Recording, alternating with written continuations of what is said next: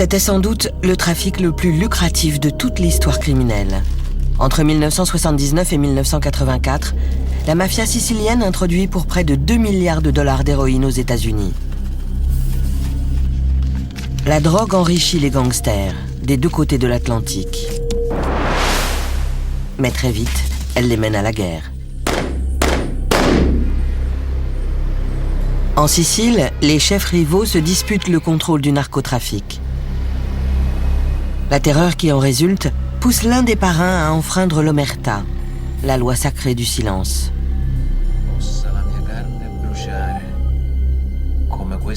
Cette trahison va permettre une offensive transatlantique contre la mafia, qui voit ainsi s'ébranler pour la première fois son empire mondial.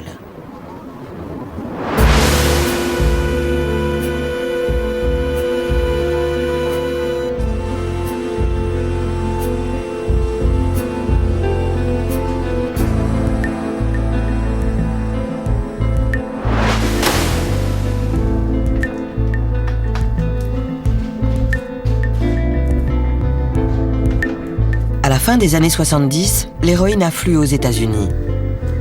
Elle arrive dissimulée dans des produits alimentaires italiens, avant d'être revendue par des pizzerias appartenant à Cosa Nostra. C'est la Pizza Connection. L'Amérique est en proie à une véritable épidémie de drogue. Mais pour la pègre, l'héroïne est avant tout rentable. Très rentable. Henry Hill était un grossiste de la mafia à New York. Depuis, Hollywood a immortalisé son histoire dans Les Affranchis.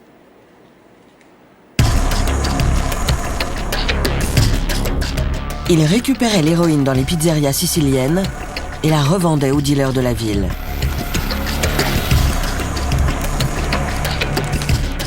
Même pour un gangster sans grade comme Hill, les profits étaient énormes.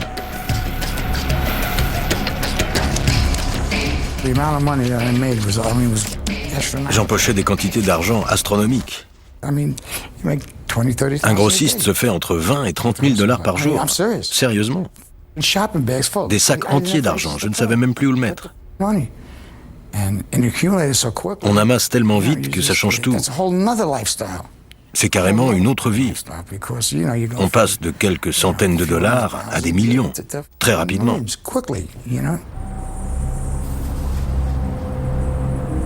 Palerme, capitale de la Sicile.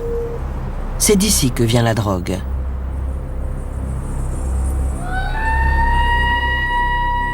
Dans les catacombes reposent des cadavres, préservés pour la postérité.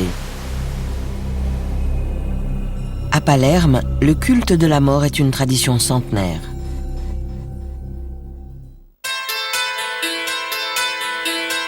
Dans les années 1980, la mort plane à nouveau sur l'île. Les mafiosi se livrent une guerre sanglante. L'enjeu, le contrôle du narcotrafic vers l'Amérique. C'est un gang impitoyable du village de Corleone qui a ouvert les hostilités. Cette place forte de la mafia, perchée dans les montagnes du centre de la Sicile, a donné son nom au personnage de Marlon Brando dans le film Le Parrain.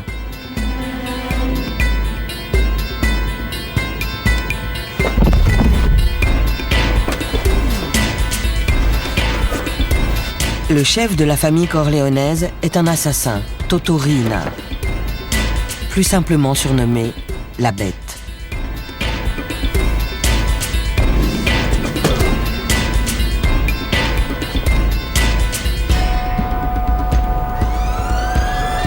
En 1981 et 82, les cadavres de ses victimes surgissent dans les rues de Palerme tous les 3 jours.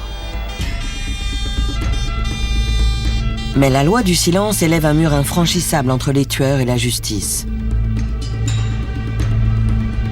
Un soir, à Corleone, un rival de Riina est abattu devant le bâtiment où se réunit le conseil municipal.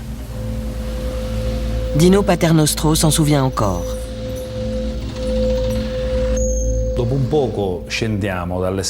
On a descendu l'escalier et il y avait un corps dans la rue. Je n'avais que 25 ans et j'ai dit au maire, il faut appeler les carabiniers. Il m'a regardé droit dans les yeux et m'a fait, appelez-les vous-même.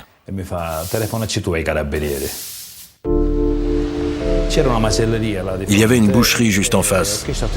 J'ai demandé si je pouvais utiliser le téléphone et ils m'ont répondu non, le téléphone est hors service.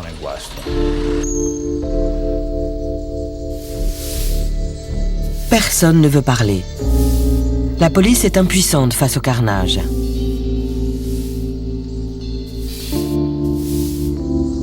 Mais plus pour longtemps.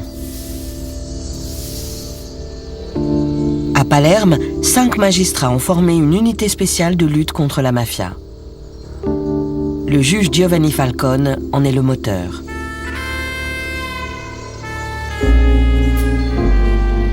Falcone a grandi dans un quartier délabré du vieux Palerme. L'endroit était une véritable pépinière de futurs mafiosi. Mais l'homme a été élevé dans le respect de la loi, comme en témoigne sa sœur. Nos parents ont eu une grande influence sur nous, et en particulier sur le caractère de Giovanni. Avant toute autre chose, dans notre maison, le patriotisme et l'amour du pays étaient des valeurs primordiales.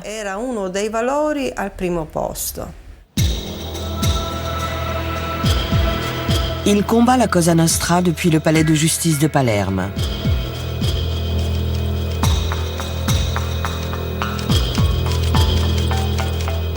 Mais même là, il craint pour sa vie.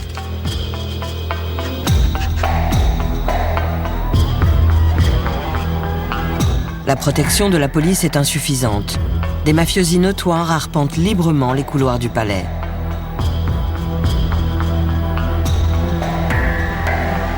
Liliana Ferraro était une amie proche et une consoeur de Falcone. Elle se souvient d'une visite qu'elle lui avait rendue depuis le ministère de la Justice à Rome.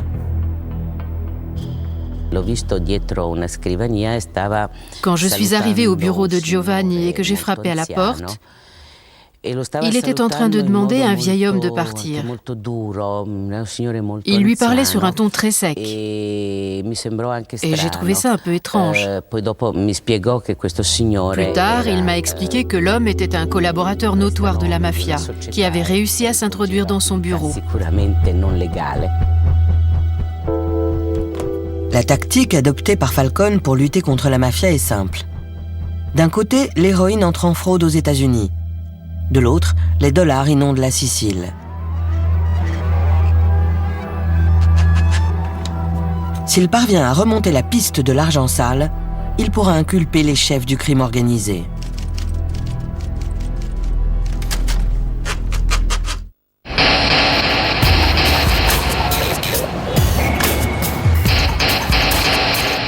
Son enquête l'emmène en Amérique, où les gangs locaux revendent la drogue introduite par les Siciliens.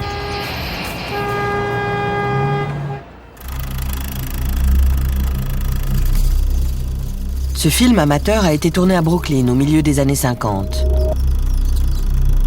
Mais il ne s'agit pas d'Américains ordinaires. Dominic Montiglio a été élevé par son oncle, Nino Gaggi. Ce dernier était un membre influent du clan Gambino, une des familles mafieuses les plus puissantes du pays. C'est lui qui a initié son neveu au crime.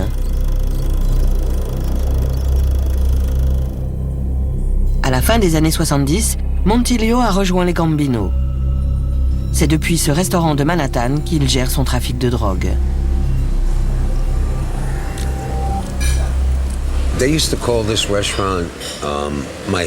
Autrefois, ce restaurant était mon QG. C'est ici que je faisais toutes mes affaires, du deal de drogue au prêt usurier. Je me sentais en sécurité ici. J'avais toujours un endroit où planquer mes armes. Montiglio a vu l'héroïne rapprocher les mafias américaines et siciliennes, toutes deux liées par l'appât du gain.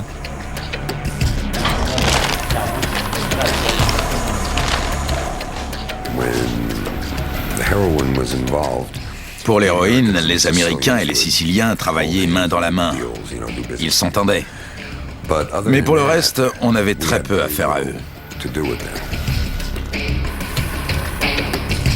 Mais les parrains sont devant un dilemme.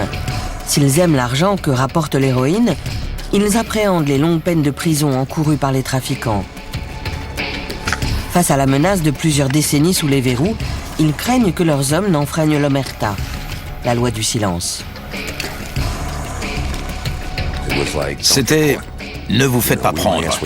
On vous demandera pas d'où vient l'argent, mais ne vous faites pas prendre. Ce qui les gênait, c'était pas le fait de vendre de la drogue, c'était plutôt le danger que ça représentait. Mais il est déjà trop tard. Le danger est là.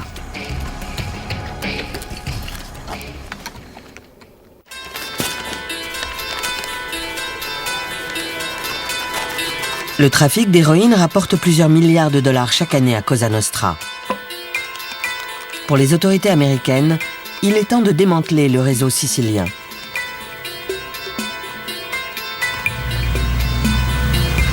La bataille est menée dans la rue par des hommes tels que Frank Panessa. Cet agent de la DEA, équivalent américain de la brigade des stupéfiants, infiltre la pègre new-yorkaise en se faisant passer pour un chauffeur de taxi.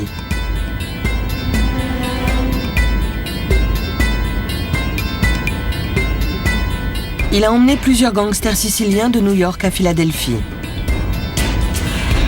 Et lorsque 2 mafiosi de Philadelphie sont arrêtés, il leur propose un marché.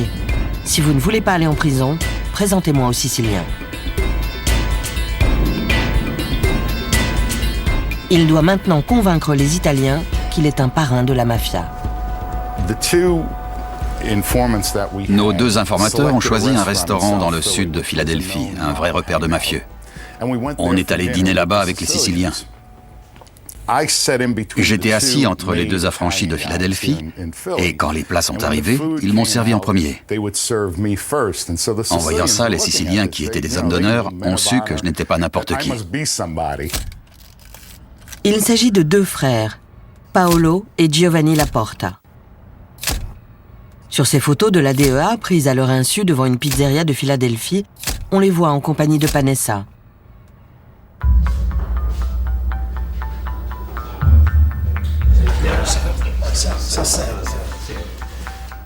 La première étape est franchie.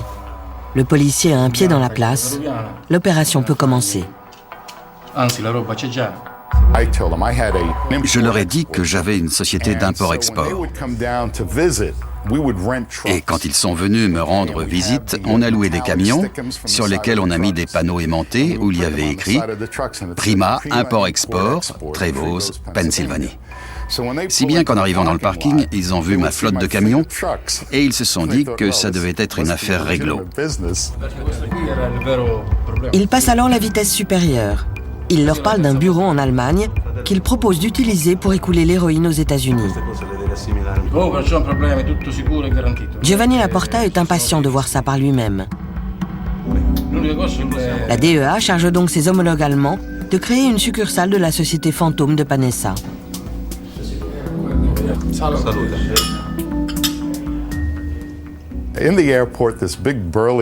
À l'aéroport, un grand costaud, un Allemand, me prend dans ses bras en me disant « Franck, quel plaisir! Je ne l'avais jamais vu de ma vie. » Il se présente à Giovanni et nous emmène vers une grosse Mercedes. Et il fait « Regardez ce que Franck m'a offert pour Noël. » On prend la voiture, on arrive devant un bureau où il y a écrit « Prima, import-export ». On entre et une jeune Fräulein blonde vient m'embrasser en disant « Franck, comme je suis contente de te voir. Je t'ai fait tes biscuits préférés. » Et elle me tend un plateau de biscuits maison.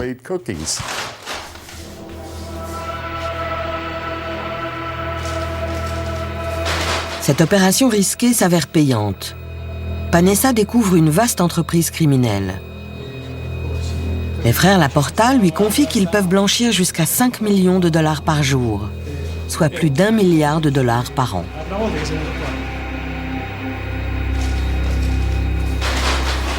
Et il ne s'agit pas que d'héroïne. Il lui révèle qu'il contrôle également 75% de la distribution de cocaïne sur la côte Est. Paolo Laporta est venu de Philadelphie et on s'est vu dans une pizzeria. Sur la table, il y avait 30 kilos de cocaïne. Il m'a dit « Tiens, prends quelques kilos ». J'ai répondu « Je ne fais pas ça, je m'occupe plutôt de l'autre truc, l'héroïne. Je ne touche pas à la coke ». Un gamin de 6 ans, qui devait être le fils de Paolo, se tenait à côté de nous. Et j'ai dit « Scumbari », qui veut dire en argot « ça me gêne », en désignant le gosse et toute la dope sur la table. Il a demandé au gosse « Qu'est-ce que tu vois ?» Et le petit a répondu en vrai mafioso « Je ne vois rien ». J'ai aussitôt compris que c'était de la graine d'affranchi.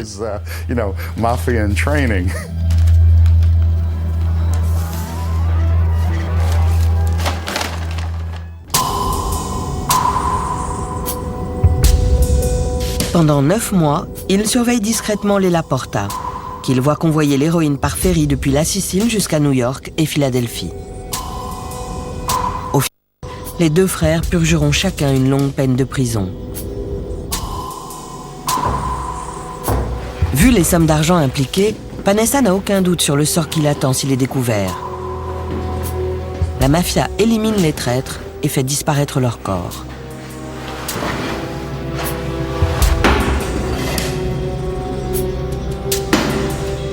Henry Hill a lui-même été chargé plusieurs fois de se débarrasser des victimes.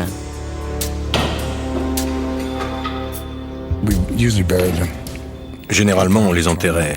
Sinon, on les jetait dans un parking ou on les découpait en morceaux et on les mettait dans une voiture qu'on emmenait à la casse. Parfois, on en mettait même 2 dans le coffre pour qu'ils soient écrasés et transformés en cendriers au Japon.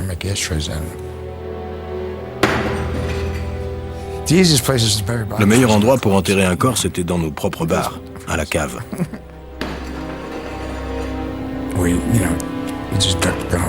Il suffisait de creuser un trou et de balancer le cadavre dans la chaux pour qu'il disparaisse au bout de quelques mois. Définitivement.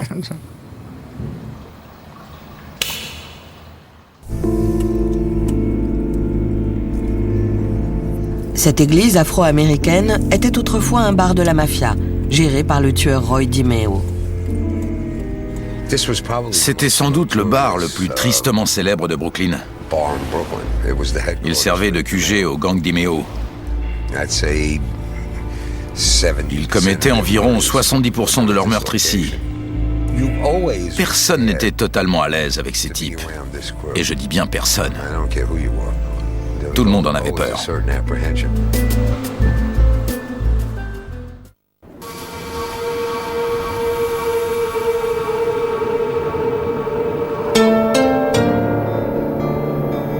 En Sicile, la terreur fait partie de l'ordinaire. Quelque part sur l'île se cache l'homme qui gère le trafic d'héroïne, le parrain de Cosa Nostra, Toto Riina.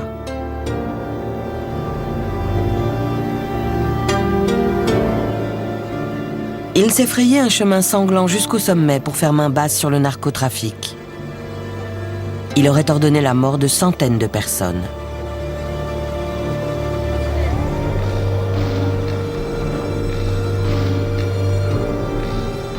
En Sicile, rares sont ceux qui osent lui résister. C'est le cas du procureur de Palerme, le juge Giovanni Falcone. Depuis le palais de justice, Falcone et une poignée de collègues courageux livrent une guerre solitaire et sans merci à la mafia. Pronto. Qui Falcone. Mais ils vont recevoir de l'aide.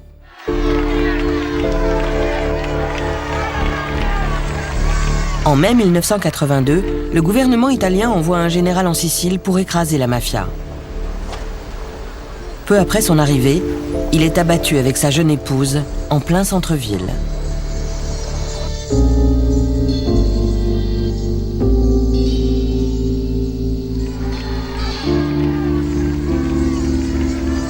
La population est indignée. Pendant les funérailles, les 2 cercueils sont applaudis. Mais devant l'église, la foule conspue les politiciens présents et leur crache au visage, en les accusant de tolérer Cosa Nostra depuis trop longtemps.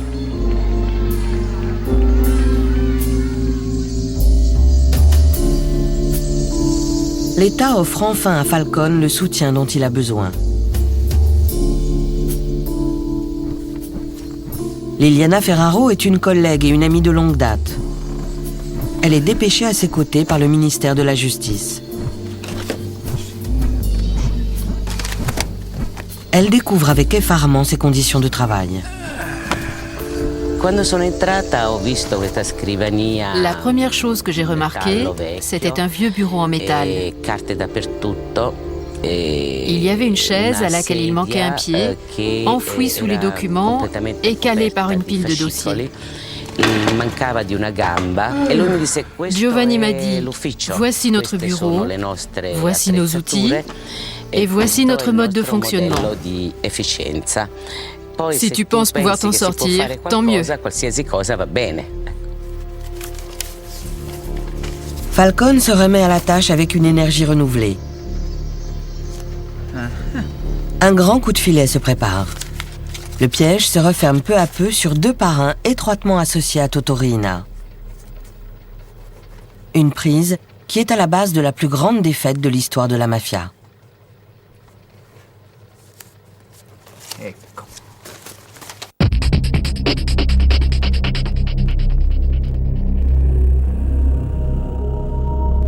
Aux États-Unis, les agents du FBI chargés de démanteler le réseau sicilien de l'héroïne sont sur une piste.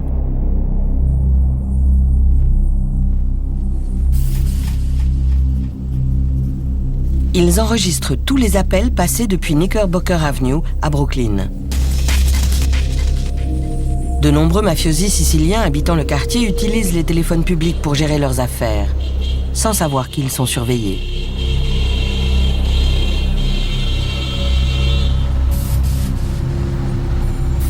Ces images ont été prises à leur insu par le FBI.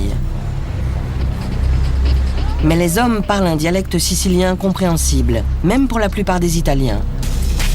Ils emploient également des codes. Chemise, par exemple, signifie héroïne.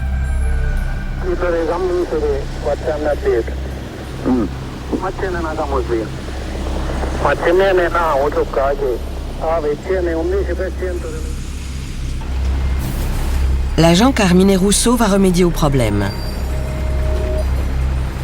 Né en Sicile, il a émigré aux États-Unis à l'adolescence, avant de rejoindre les rangs du FBI. Tout comme le juge Giovanni Falcone, il éprouve une haine profonde pour la mafia.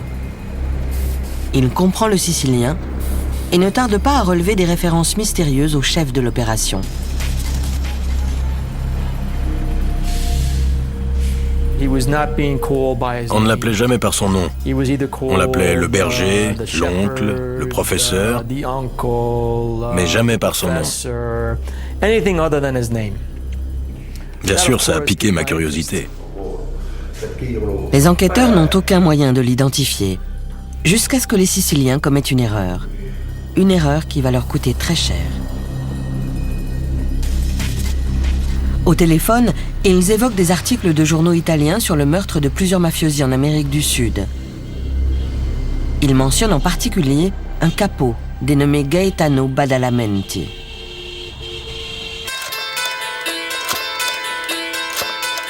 Badalamenti n'est pas n'importe qui, c'est l'ancien parrain de Cosa Nostra. Après avoir perdu la lutte de pouvoir au sein de l'organisation, il a dû fuir au Brésil pour sauver sa vie. De là, il s'est mis à exporter des millions de dollars en héroïne vers les États-Unis. Le plus étonnant, c'est qu'il agit pour le compte de celui-là même qui l'a détrôné, Toto Riina. En Sicile, tout est très clair. Pas question pour Riina de laisser la haine s'interposer entre l'argent et lui. Après avoir établi qu'il s'agissait d'un ancien parrain des parrains de la mafia sicilienne, le FBI a concentré son enquête sur Gaetano Badalamenti.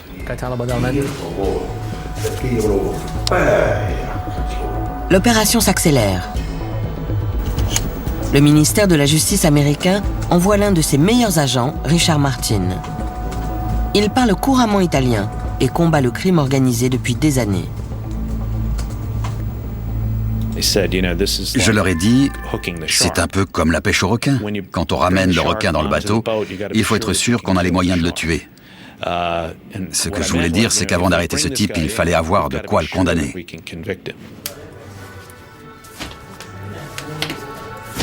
Au milieu de l'année 1983, le FBI fait une découverte capitale.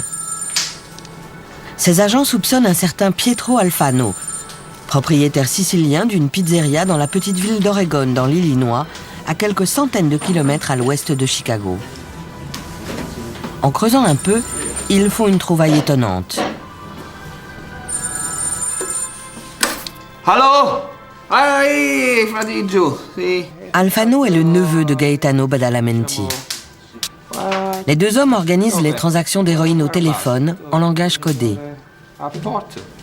Mais Alfano oublie constamment les codes.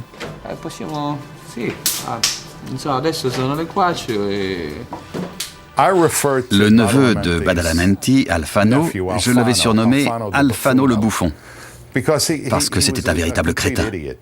Badalamenti était le genre de gars à parler en langage codé et tout ça. Mais Alfano n'arrivait jamais à se rappeler des codes. S'il devait lui dire d'aller quelque part, il ne se rappelait jamais du nom de code de l'endroit.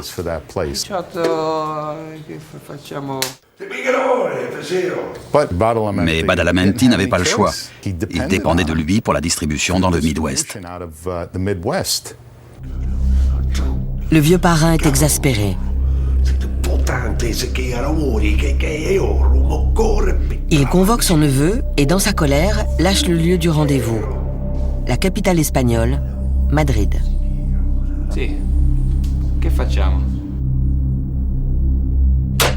Les autorités bondissent.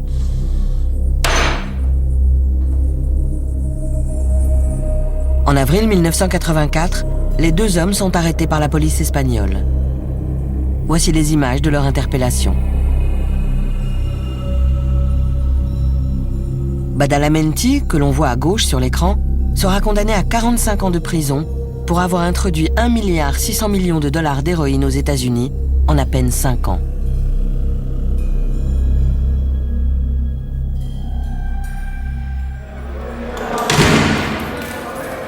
Les enquêteurs ont amputé la mafia de son principal fournisseur d'héroïne. Mais la piste s'arrête là. Badalamenti refuse d'enfreindre la loi du silence.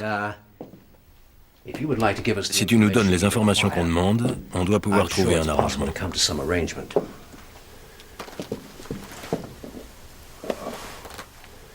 Il ne trahira pas l'homme qui contrôle le narcotrafic vers les États-Unis, Toto Riina. La suite de l'histoire est désormais célèbre.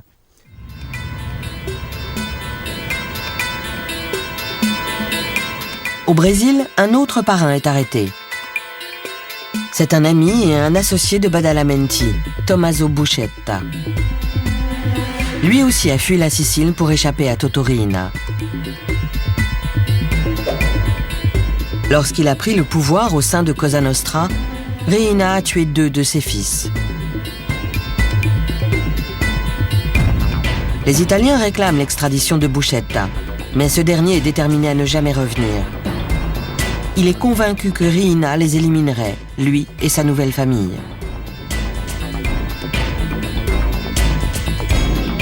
Il préfère avaler une ampoule de strychnine qu'il a dissimulée depuis son arrestation. Mais sa tentative de suicide échoue et quand il émerge du coma, il est mis dans un avion pour l'Italie.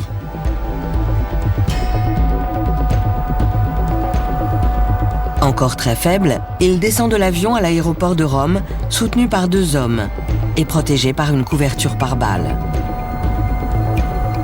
Il prend alors une décision capitale. Si les Américains protègent sa famille, il se vengera de Riina. Mais pas comme l'exige traditionnellement la mafia. En échange de sa coopération avec les Italiens et les Américains, il voulait juste que sa famille soit protégée. Il n'a pas demandé de réduction de peine ni de traitement de faveur. La seule chose qu'il voulait, c'était s'assurer que sa famille serait en sécurité. À Rome, Buscetta se met à table, révélant les sinistres secrets de la mafia.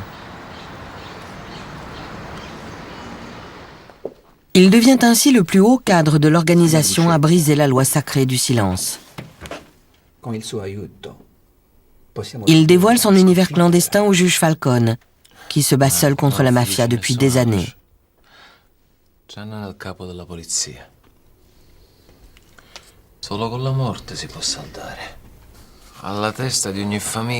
Entre juillet et septembre 1984, Buscetta parle, sans arrêt.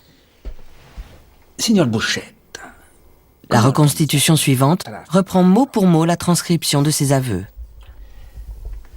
Toutes les familles de Palerme sont impliquées dans le narcotrafic. Toutes? Toutes. Plus on se rapproche du parrain, plus les profits sont grands. Ce qu'il a fait, c'est qu'il nous a décrit la structure de la mafia, aux États-Unis et en Sicile, la façon dont les deux travaillaient ensemble et les règles qui permettaient à une organisation présente dans le monde entier de fonctionner.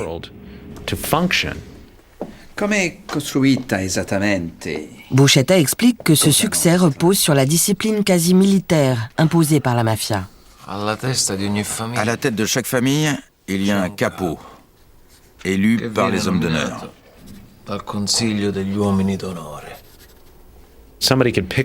Un type pouvait décrocher son téléphone en Sicile, appeler Oregon dans l'Illinois, parler 30 secondes et conclure un contrat qui l'engageait. Au bas de l'échelle, il y a les simples soldats, organisés par groupe de 10, sous les ordres d'un capitaine.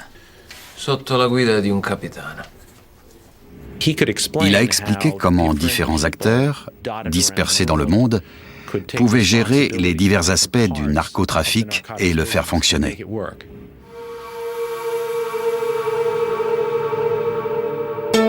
Ça fonctionne parce que tous les mafiosi sont liés par le serment prêté lors de leur cérémonie secrète d'initiation. Un serment qu'ils ne doivent rompre à aucun prix. On le pique au bout du doigt et on verse son sang sur la figurine d'un saint. Il sangue che esce viene versato su un santino. Il a révélé que n'importe qui pouvait devenir membre de Cosa Nostra. Un prêtre, un médecin, n'importe qui, du moment que c'était un homme et un Sicilien. Une fois accepté, il était lié par les mêmes règles et les manquements étaient punis par la mort. La figurine du saint est placée dans sa main, puis enflammée.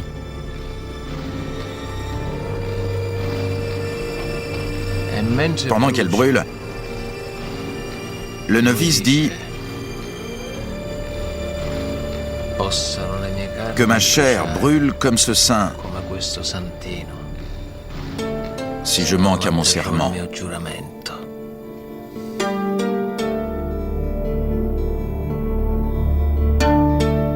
Le témoignage de Buscetta permet de reconstituer le puzzle. Il montre comment un gang de criminels de la Sicile rurale a réussi à mettre en place le plus gros trafic d'héroïne jamais vu aux États-Unis.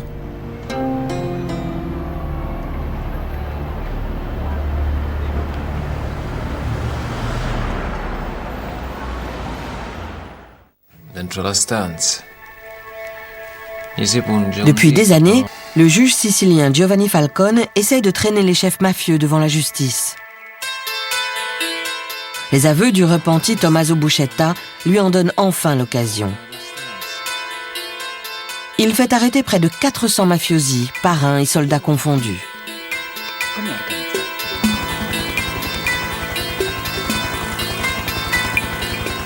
Mais Toto Riina, le parrain des parrains, n'est pas parmi eux.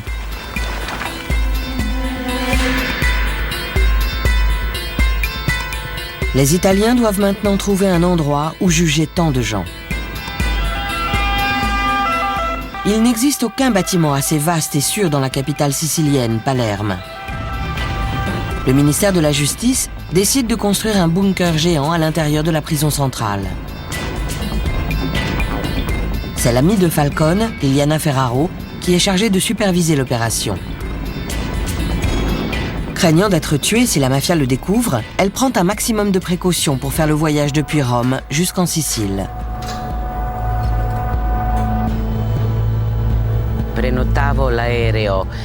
Bien sûr, je réservais toujours les places sous un faux nom. Et puis j'appelais le contremaître de l'entreprise qui construisait le bunker et je lui donnais mon heure d'arrivée. Il venait me chercher à l'aéroport avec une camionnette ou avec une voiture de chantier toujours pleine de poussière.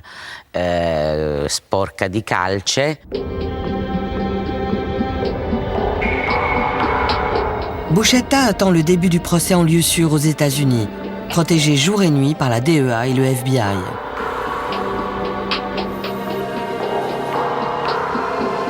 Un jour, son beau-frère vient le voir. Mais il ne s'agit pas d'une visite de courtoisie, comme le racontent ses gardiens. Ils ont offert beaucoup d'argent à Buscetta pour l'empêcher de témoigner, pour qu'il arrête tout. Il a refusé. Le type est reparti pour transmettre sa réponse, alors ils l'ont assassiné. Ils ont tué le messager.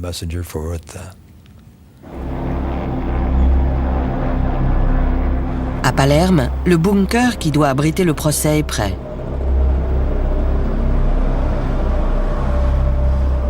Les murs sont en béton armé, suffisamment solides pour résister à une attaque de missile. Dans le tribunal lui-même, 30 cellules ont été prévues pour les accusés.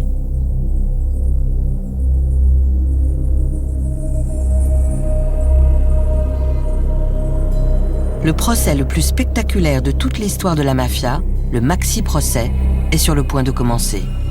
Falcone est le représentant du ministère public et Tommaso Buscetta, le témoin vedette. Quand il a été confirmé que Buscetta témoignerait, on nous a averti qu'il y avait un risque d'attaque aérienne, si bien que des patrouilles surveillaient le ciel au-dessus du bunker 24 heures sur 24.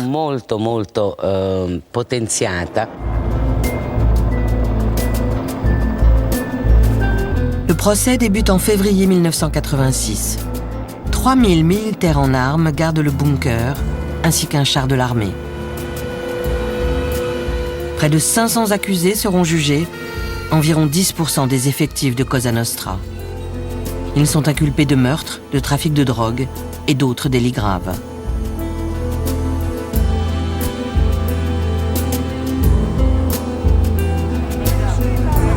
Les accusés perturbent sans cesse la procédure.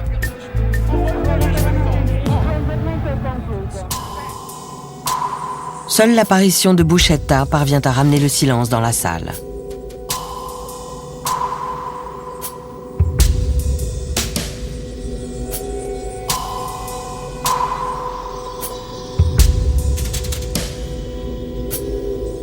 Il reste une semaine à la barre des témoins, protégé par un panneau en verre blindé, pour répéter ce qu'il a déjà dit au juge Falcone.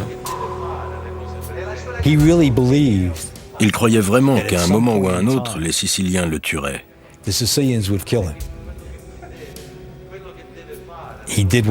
Il a fait ce qu'il avait à faire. Il a témoigné.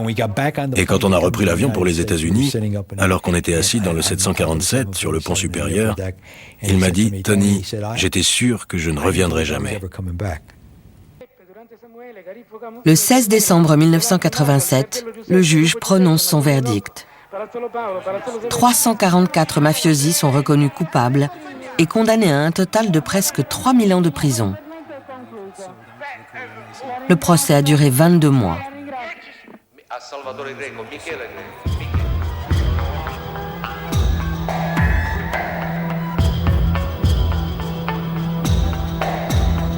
Le maxi-procès marque l'apogée de la carrière du juge Giovanni Falcone.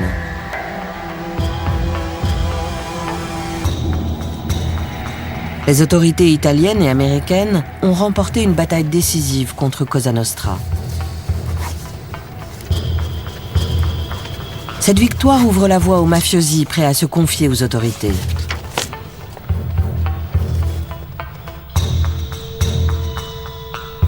L'omerta, la loi du silence qui a pendant des années régi la discipline impitoyable de Cosa Nostra, est agonisante.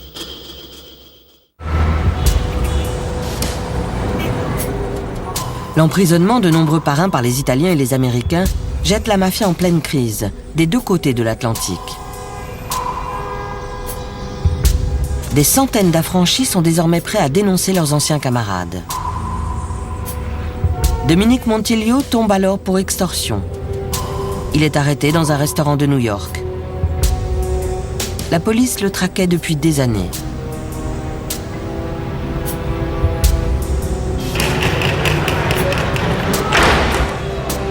Il est enfermé au Metropolitan Correction Center à New York.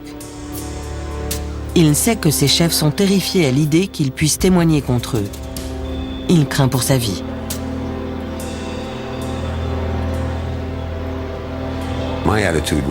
Je me disais, pas question de mourir ici et de laisser ma femme et mes 3 enfants se défendre seuls. Je ne me fais pas mourir parce qu'ils ont une peur paranoïaque que je me mette à table. Paradoxalement, je crois que c'est eux qui vous poussent à parler, à cause de leur réaction. Aujourd'hui, si vous vous faites arrêter, ils veulent vous buter.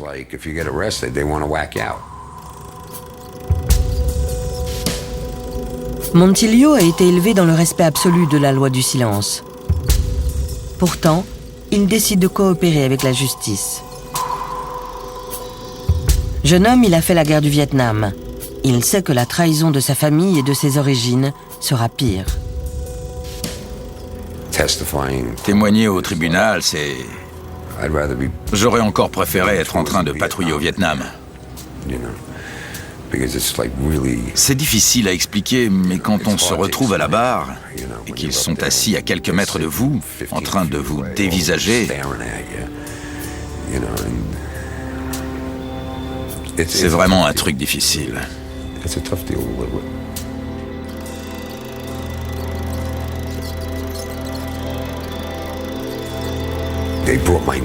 Ils ont amené ma grand-mère de 90 ans avec ses béquilles. Des cousins, des oncles, des tantes. Ils amenaient tout le monde pour essayer de me secouer. Et chaque nouvelle journée dans ce tribunal était comme la première. Toujours aussi difficile. Ailleurs, à New York, le filet se resserre sur d'autres gangsters. Henry Hill a de gros ennuis. Le FBI veut l'interroger à propos d'un braquage de 6 millions de dollars dans un aéroport. Le ministère de la Justice s'intéresse au meurtre d'un financier italien. Le bureau du procureur de Brooklyn cherche des informations sur un corps non identifié. Et pour couronner le tout, il risque la perpétuité pour trafic de drogue. Il décide de coopérer. Ils m'ont arrêté en tant que témoin clé et j'ai coopéré. J'avais le choix entre la perpétuité et une balle dans la tête. De toute façon, j'étais mort. Quand ils l'apprennent, les Siciliens tentent de l'attirer dans cette pizzeria de Brooklyn pour le faire éliminer. J'ai encore des frissons quand je vois cet endroit. Ça aurait pu être ma dernière demeure. Je suis nerveux, ça fait un moment que ça m'était pas arrivé. On se tire. Sérieusement, il doit y avoir plein de cousins de tous ces types qui vivent encore dans le quartier. Il y a ici des gangs qui sont là depuis 50 ans. Ça a bien changé, mais il y a toujours quelqu'un avec un œil à la fenêtre. On a vraiment le sentiment d'avoir trahi ses origines, sa famille, soi-même. Au bout de plusieurs années, on commence à vivre avec, mais ça continue à être gênant.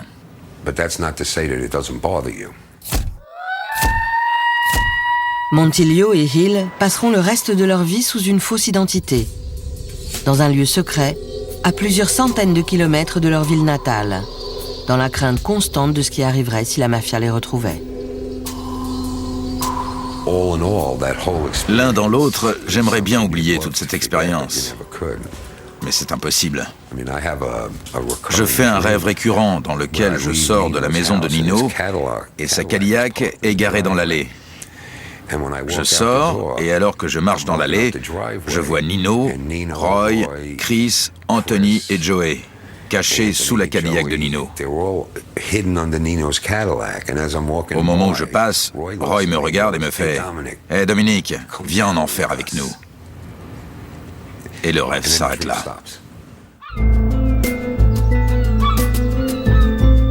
L'empire du trafic d'héroïne, bâti sur plusieurs décennies par la mafia, vient de subir un sérieux revers.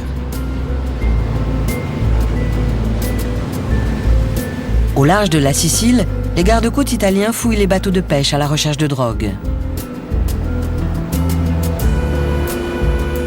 Ils en trouvent rarement.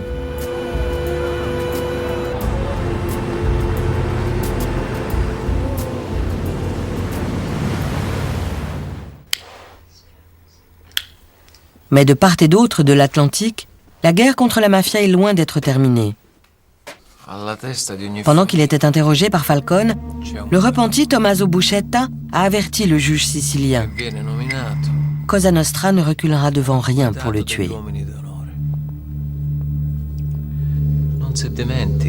N'oubliez jamais ça.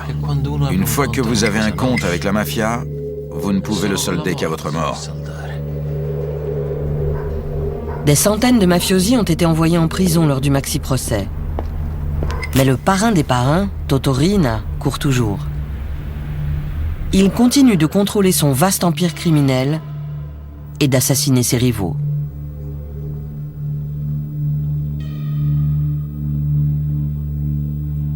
Aux États-Unis, la Pizza Connection a été démantelée grâce à la plus grosse opération jamais organisée par le FBI.